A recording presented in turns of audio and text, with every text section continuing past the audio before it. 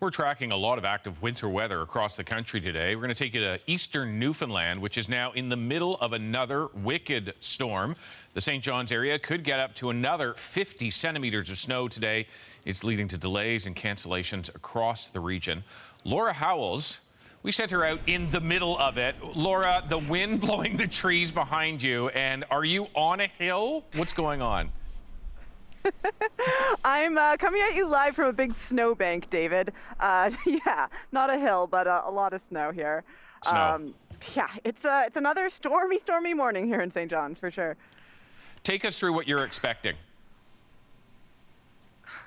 Well, by the time I left for work this morning, already 22 centimeters of snow had fallen in St. John's. A lot more to come. I'll tell you, I had to walk to work this morning because shoveling out, it just wasn't an option. There was way too much snow to get here in time. And, you know, I do not mind a walk in the snow. Usually I'm all good for it. But this morning it was harsh. The wind is really strong, 80 to 100 kilometers an hour in this area. And there were snow just whipping across the face. Several times I just had to stop, turn my back to the wind, and basically just hold on, brace myself, and try to stay upright. A lot of wind, a lot of snow, and it's going to keep going all day, all night into Thursday morning. Environment Canada is expecting up to 60 centimeters of snow in total by the time it's all said and done. So, yep, a lot more weather on its way. That is a lot. 60 more centimeters on top of what is already on the ground, and that is leading to 60 total. 60 total. Oh, 60 total. Okay, but you have a lot on the ground already.